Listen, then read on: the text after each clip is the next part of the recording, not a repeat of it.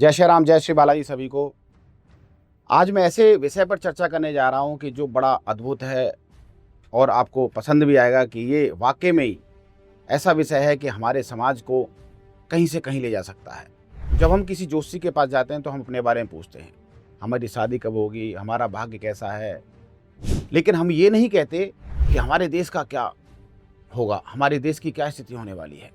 ज्योतिष में हमारे देश के बारे में बताया जाता है कि कौन प्रधानमंत्री बनेगा, किसका राज्य रहेगा और देश काल परिस्थिति कैसी रहने वाली है, जनता कितना परेशान होगी, कौन कौन सी चीज़ों को लेकर के परेशान जनता होगी। ये सब कुछ एक मुंडेल एस्ट्रोलॉजी होती है और मुंडेल एस्ट्रोलॉजी ये बताती है कि देश की कैसी अर्थव्यवस्था रहने वाली है। सब कुछ देश के बारे में जाना जा सकता है वो मुंडेल एस्ट्रोलॉजी के बारे में। जैसे आप मेडिकल एस्ट्रोलॉजी से आपके स्वास्थ्य के बारे में बताया जाता है, उसी प्रकार मुंडेल एस्ट्रोलॉजी से आपको देश काल की स्थिति के बारे में जाना जा सकता है।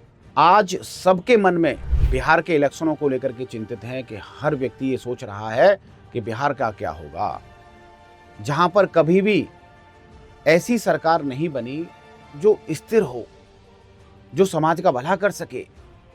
तो आज क्या होने वाला है, बिहार की स्थिति, राजनीति कैसी रहने वाली है।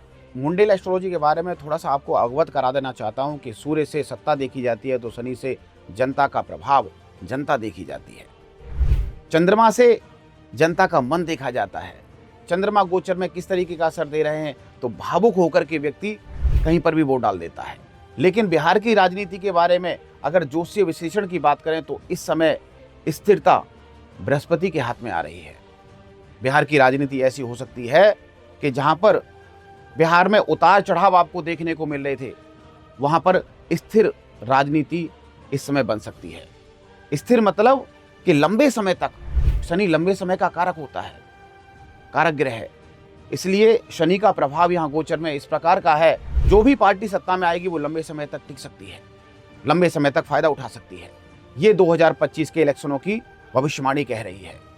2025 में जो मुख्य ग्रह होंगे, प्रभावी ग्रह होंगे, गोचर को ज़्यादा इफेक्ट करने वाले हैं, बिहार की राजनीति को ज़्यादा इफेक्ट करने वाले हैं, वो हैं शनि, राहु, केतु और बृहस्पति। बृहस्पति जो हमें स्थिरता और विकास का संकेत दे रहे हैं, वहीं शनि न्याय और जिम्मेदारियों की भावना को जगाएगा। वहीं राहु केतु का गोचरीय प्रभाव अंत तक ये समझ में नहीं आएगा, ये भ्रम फैला के रखेगा समाज में कि सत्ता जो है किसके हाथ में रहेगी। सोशल मीडिया पर फेक न्यूज़ जितनी भी होंगी कि मुख्यमंत्री ये बनेंगे, मुख्यमंत्री ये बनेंगे, सत्ता इसके हाथ में आ गई, वो सारी राहु केतु के हाथ में आएंगी। देखिए, सत्ता का जो संकेत हमें मिलता है वो सूर्य और शनि से मिलता है। सूर्य सत्ता का कारक है तो शनि आपकी जनता का कारक है। और ये गोचरीय प्रभाव सूर्य समसप्तक बन करके, सूर्य और शनि समसप्तक का योग बना करके कुंडली में इस प्रकार विराजमान है कि सूर्य और शनि की दृष्टि आपस में ये बताती है कि पुराने नए और नए दल जो होंगे उनका जो मुकाबला होगा बड़ा कड़ा होने वाला है।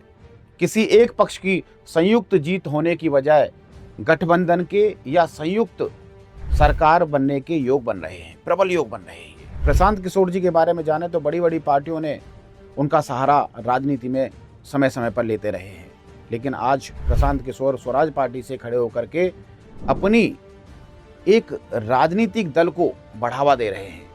अनेकों बार प्रशांत किशोर जी को अनेकों मौके मिले हैं लेकिन उन्होंने गंवा दिए। लेकिन इस बार प्रशांत किशोर के ग्रह गोचर स्थिति ये बता रहे हैं कि उनकी जो बुद्धि है, उनका विवेक उनका साथ देगा और अपने हिसाब से वो अच्छा ही फैसला लेंगे। उनके पास अनेकों बार कई पार्टियों से ऑफर आए लेकिन उन्होंने समय समय पर ठुकरा दिया। लेकिन इस बार उनकी बुद्धि, उनके ग्रह गोचर ये बता रहे हैं कि कहीं ना कहीं वह सही फैसला लेंगे। अपने जीवन की सही दिशा और दशा को चेंज करने के लिए उनका चयन जो होगा वह सही समय पर और सही निर्णय उनका साबित होने वाला है।